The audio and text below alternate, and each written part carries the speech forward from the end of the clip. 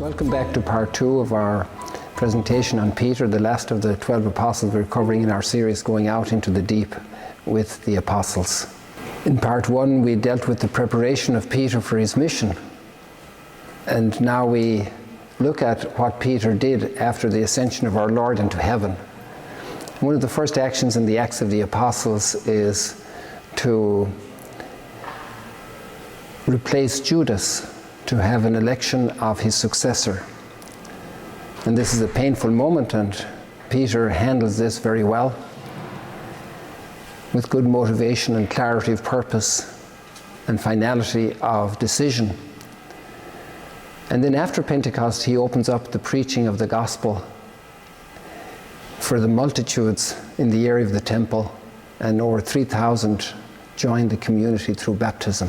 Then after the persecutions in Jerusalem, we find Peter visiting all the communities in Judea, and he is over near present-day Ben Gurion Airport in the town of Lydda, and then from there he's called to Joppa or Jaffa near Tel Aviv today, and there he raises Tabitha from the dead, the widow.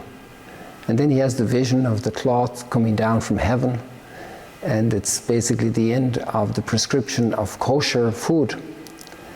And that prepares him to go to Cornelius' house in Caesarea Maritima, which is really the major industrial capital or commercial center of the area, the major port built by Herod the Great, dedicated to Augustus Caesar, Caesarea Maritime.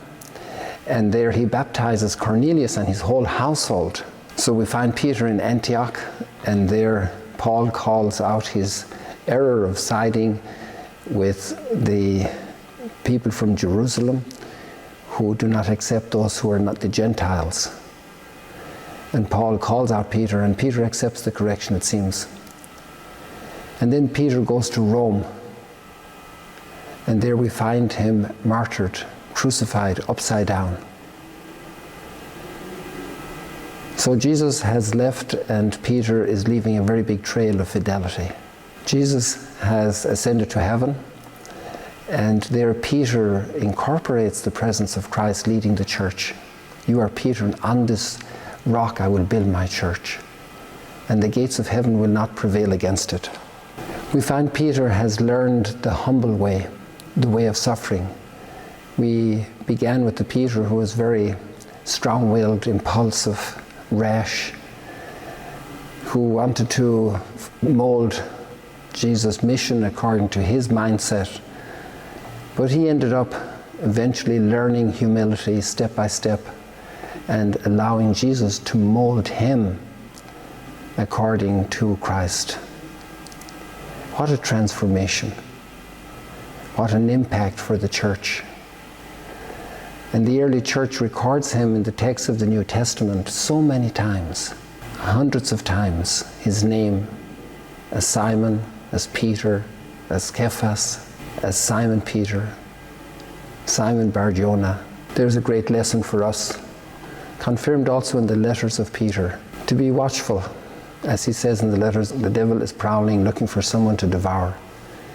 To be watchful, to pray. He learned this lesson in Gethsemane, obviously meditating for years on all he experienced with Jesus, accepting this different path of Messiah, this different path of worldly redemption, redemption of the world, a different path to save humanity, to bring humanity to eternal peace, to eternal fulfillment. What an extraordinary legacy and sign of unity for the church. I would like to invite you back to see a closing unit on the 12 apostles as a whole, as the 12. God bless you. Continue going out into the deep with the apostles.